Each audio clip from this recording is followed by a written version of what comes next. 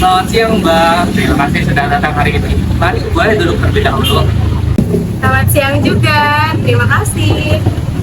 Baik, perkenalkan nama saya Umar Fikri. Saya ahli gizi yang akan mendampingi Mbak selama masa sesi konseling gizi hari ini. Nah, kalau boleh tahu nih, bagaimana kabar Mbaknya sendiri? Kabar saya sekarang agak pilek juga, terus sekarang badan juga agak lemes juga.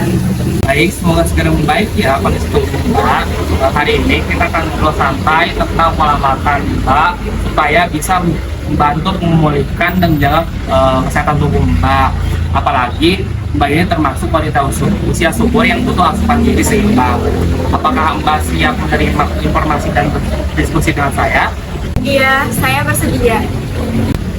Baik, bisa diceritakan biasanya dalam sehari ini Mbak itu suka konsumsi apa aja gitu?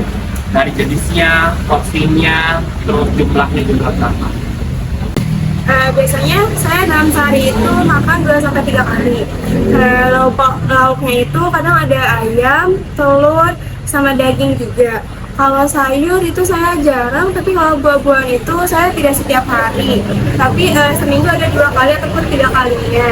Terus kalau habis makan juga, kadang saya ada minuman kayak minuman bermanis gitu sih, kayak teh gitu. Baik, terima kasih ya Mbak sudah jujur. Dari hasil yang kita lihat, sebenarnya energi Mbak Serti itu sudah hampir cukup, tapi komposisinya itu belum seimbang karena lemak dan proteinnya itu masih cenderung berlebih, sedangkan karbohidrat itu masih kurang, dan konsumsi sayur dan buah juga masih rendah. Itu dapat berdampak pada asupan vitamin dan mineral, termasuk zat besi yang penting untuk tubuh Mbak. Oh, jadi gitu ya. Emang saya jarang sih kalau makan sayur sama buah tuh. Iya, padahal untuk wanita usia subur seperti Mbak ini sangat membutuhkan mineral, terutama zat besi, karena itu sangat penting untuk mencegah anemia. Nah, kalau asupannya kurang bisa menyebabkan lelah, pusing, dan daya tubuh menurun, apalagi saat ini pada kondisi flu. Dan itu konsumsi gorengan yang berlebih juga dapat menyebabkan asupan lemak berlebih yang bisa memperberat jantung. Berarti konsumsi gorengannya harus dikurangin ya? Betul sekali Mbak, tapi tidak harus bisa dikurangi saja jumlah konsumsinya.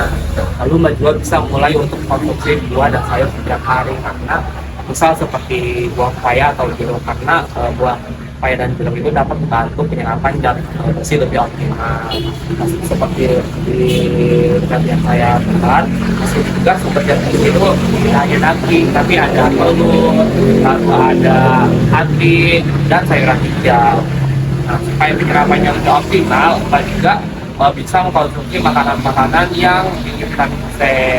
Dan setelah itu Mbak juga tidak boleh minum teh, karena minum teh ini mengandung tanin yang dapat menyebabkan penyerapan zat besi itu berkurang. Oh, jadi gitu ya. Saya malah sering habis makan tuh langsung minum teh. Nah, seperti yang sudah saya bilang bahwa teh ini dapat menyebabkan atau menghambat penyerapan zat besi. Jadi sebaiknya untuk minum konsumsi teh ini dijeda dulu, bisa sampai 1 atau 2 jam setelah makan. Kalau dari saran tadi nih, kira-kira menurut Mbak, mana yang bisa Mbak lakukan terlebih dahulu?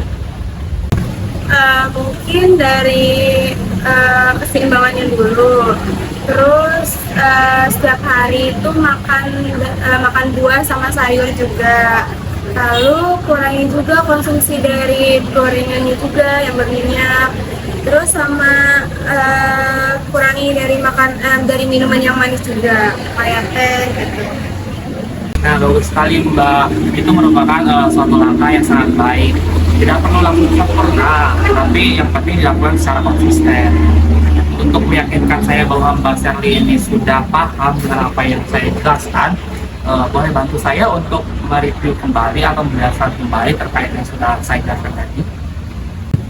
Mungkin dari menjaga keseimbangan tubuhnya juga, menambah konsumsi sayuran dan buah juga, Terus menambah konsumsi yang mengandung zat besi untuk menjaga keseimbangan tubuh, daya tahan tubuh, sama dimana untuk mengurangi, untuk mencegah resiko anemia juga ya. Betul sekali Mbak. Oke, untuk di perubahan Mbak yang lakukan, kita bisa jadwalkan ulang untuk pertemuan selanjutnya itu di 2 minggu setelah hari ini. Terima kasih ya Mbak sudah mau berdiskusi dan bercerita kepada saya terkait kondisi Mbak. Semoga lekas sembuh dan tetap semangat untuk menjaga pola makan. Iya, makasih kembali ya Pak ya. Iya.